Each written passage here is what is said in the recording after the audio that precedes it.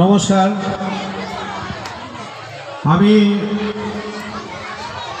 সময় সংক্ষিপ্ত করার জন্যে কয়েকজন মাত্র অতিথির কথা বলেই বাকি অতিথিদের আমি শ্রদ্ধা জানাই, অভিনন্দন জানাই। আমাদের শক্তি সঙ্গে 14তম এই অনুষ্ঠানে আমাকে উদ্বোধক হিসাবে যখন আমার বাড়িতে গেছিল বলার জন্যে আমি কৃতজ্ঞ হয়েছি, আমি গর্বিত হয়েছি। এদের আন্তরিকতা আমার হৃদয় স্পর্শ করে এবং আমি ইন্টারন্যাশনাল অ্যাক্টিভিস্ট বা সমাজসেবক অনির্বাণ সামন্তকে আমন্ত্রণ জানানোর কথা বলতে ওরা আন্তরিকভাবে আগ্রহে বহুবার ফোনে যোগাযোগ করেছে যে উনি কি আসবেন। সত্যি আমরা গেটে নাম লিখব, গাড়ি নাম লিখব, আমি কনফার্ম করে দিয়েছিলাম। আমি জানতাম অনির্বাণ আমাকে ভালোবাসে, ওকে আমি স্নেহ করি।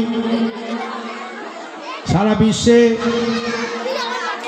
ভারতবর্ষের তেরঙ্গা ঝান্ডা নিয়ে যে কটা দেশে ভারতবর্ষকে রিপ্রেজেন্ট করেছে, excellence in education in social worker, এই ক্যাপশনের উপরে যে ধরনের কাজ ও করে গেছে, ও অ্যাকচুয়ালি সেন্ট জেভিয়ার্স কলেজের কৃতি ছাত্র এবং আইটি একজন পার্সোনালিটি। সেখানে ও যে অর্থ রোজগার করে তার 20% হতদরিদ্র মানুষ এবং দরিদ্র ছাত্রছাত্রী, বিশেষভাবে সক্ষম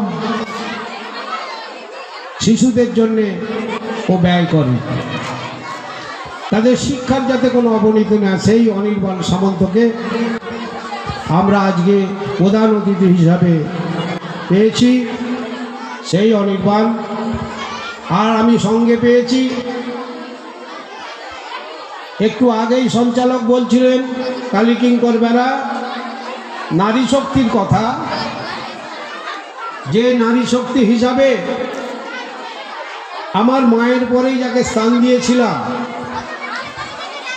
এখনো তাকে আমি শ্রদ্ধা করি, সেই মমতাময়ী মা মমতা ব্যানার্জি, যার সঙ্গে 6.5 বছর হেড অফ দ্য অফিস হিসাবে নবান্নের 14 তলায় আমার কাজ করার সৌভাগ্য হয়েছে।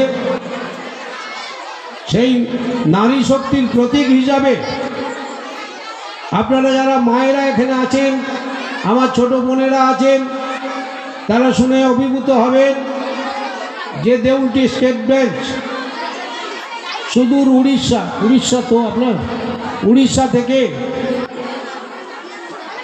স্টেট ব্যাংকের দেউলটি ব্রাঞ্চের আধিকারিক হিসাবে এসছেন নেহা দাস।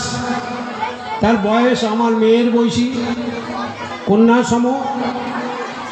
তাকেও যখন বলেছিলাম, মনে হয় 5 সেকেন্ডের মধ্যে সম্মতি পেয়েছিলাম যে হ্যাঁ আমি যাব।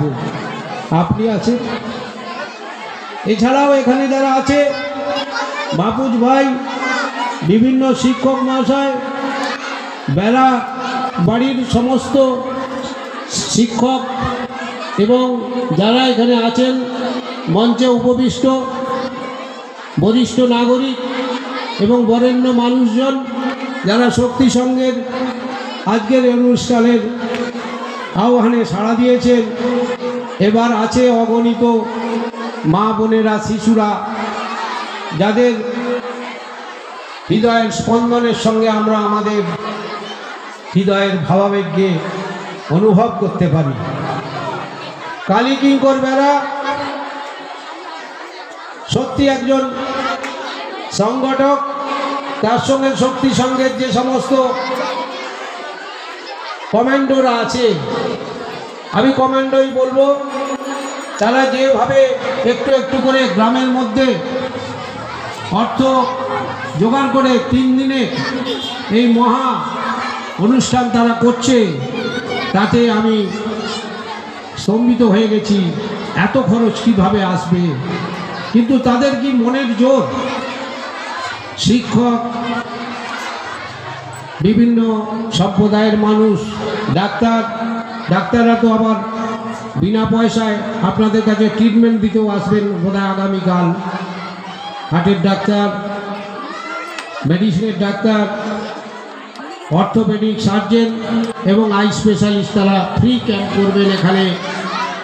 আমি খুশি হয়েছি যে গ্রাম বাংলার মেয়েরা তাদের একঘেয়ে জীবনে তাদের যে মোবাইল, সংসারের কাজকর্ম ছেড়ে মোবাইলে দেখেন, এই মোবাইল তাদের কতটা সমৃদ্ধ করছে আমি জানি না। সব মোবাইলের থেকে বরং টেলিভিশন অনেক চোখের ক্ষতি কম করে। আমি সেই মা বোনেদের কাছে আমি অনুরোধ করব, যাতে তারা যদি ঠিক থাকেন তাদের সন্তানরা নিশ্চয়ই ভালো হবেন। কারণ রিসেন্টলি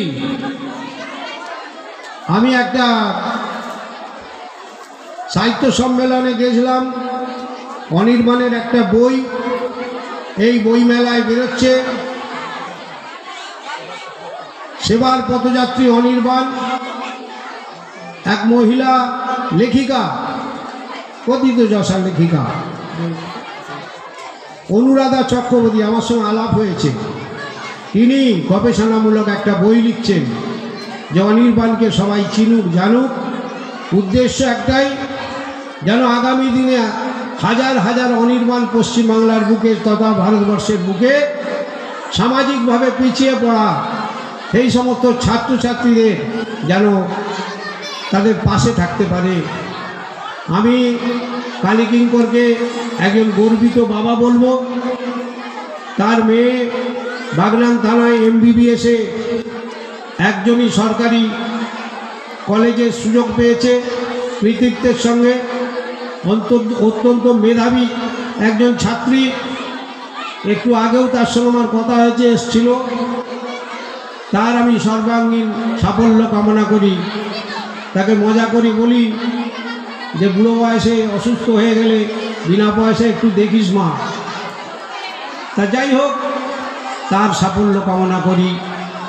তার গর্বিত বাবা কালী কিঙ্কর, মানে আমার খুবই স্নেহের একজন কালী কিঙ্কর, আমাকেও খুব ভালোবাসে। আর বাঁশবেড়িয়া শক্তি সংঘের এই অনুষ্ঠানে আমি অনেক সাফল্য কামনা করি।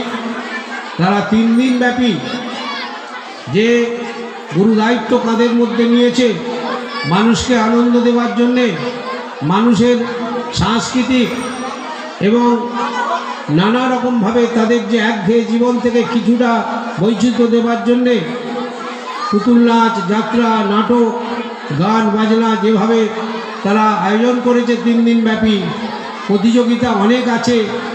এই অনুষ্ঠানের প্রথম পর্ব শেষ হলেই এই মঞ্চেই অনুষ্ঠিত হবে সারা বাংলা যোগাসন প্রতিযোগিতা। মাইকে শুনছিলাম আস্তে আস্তে যোগ ব্যায়াম বলছিল, যোগ ব্যায়াম নয়, যোগাসন। আমি ইন্ডিয়ান যোগা ফেডারেশনের একজন বিচারক, সেই জন্যে যোগ ব্যায়াম কথাটা ভুল কথা। যোগাসন, যোগ আসন, দেহ এবং মনের যে কন্ট্যাক্ট হয় যে ভঙ্গিমার মাধ্যমে, তাকেই যোগাসন বলা হয়। সাধু ঋষিরা সেভাবেই দীর্ঘায়ু হয়েছেন। আমার 64 বছর বয়স, আমি যোগাসনকে ভালোবাসি। বহু জায়গায় প্রতিযোগিতায় বিচারক হিসাবে আমাকে যেতে হয়, সেই হিসাবে এই সারা বাংলা যোগাসন প্রতিযোগিতায় আমার একটা আলাদা টান তো থাকবেই। আমি যে সমস্ত বিচারক তারা এসছেন বা প্রতিযোগী, তাদের সবাইকে আমার আন্তরিক শুভেচ্ছা জানাই। 2024 সাল নতুন বছর তাদের খুব সুন্দর কাটুক, খুশিতে কাটুক, আনন্দে কাটুক, এই শুভকামনা রইল। আর শক্তি সংঘের সমস্ত মেম্বারদের এবং এখানে যারা এসছেন অভিভাবকদের, আমার মঞ্চে উপবিষ্ট সমস্ত অতিথিদের, আমার বড়দের আমার শ্রদ্ধা জানাই, ছোটদের আমার স্নেহ ভালোবাসা জানাই, অনির্বাণকে আমার ভালোবাসা জানাই আর শুভেচ্ছা জানাই। দেউলটি স্টেট ব্যাংকের ব্রাঞ্চ ম্যানেজার নেহা দাসকে। নেহা দাস অত্যন্ত ভালো কাজ করছেন।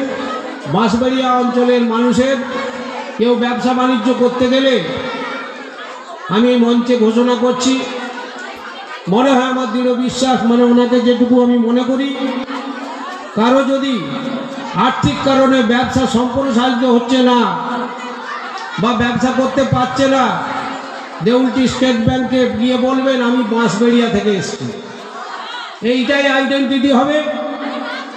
এবং আপনার যে যে ব্যাংকের রুল আছে, অ্যাকর্ডিং টু রুল তিনি আপনাকে লোন পেতে সাহায্য করবেন। কিভাবে শোধ করবেন তার স্টাফেরা আছে, তাদের মাধ্যমে তিনি বুঝিয়ে দেবেন এবং সহযোগিতা করবেন। এই আশা, এই আকাঙ্ক্ষা আমি নেহা দাসের উপরে রাখছি। আমি সবাইকে পুনরায় 2024 নতুন বছর নিরাপদে কাটুক, ভালোভাবে কাটুক, হাসিতে খুশিতে, গানে কবিতা এবং প্রেমে কাটুক, এই কথা বলে আমি আমার ক্ষুদ্র বক্তব্য শেষ করছি। জয় হিন্দ, বন্দে মাতরম। ধন্যবাদ।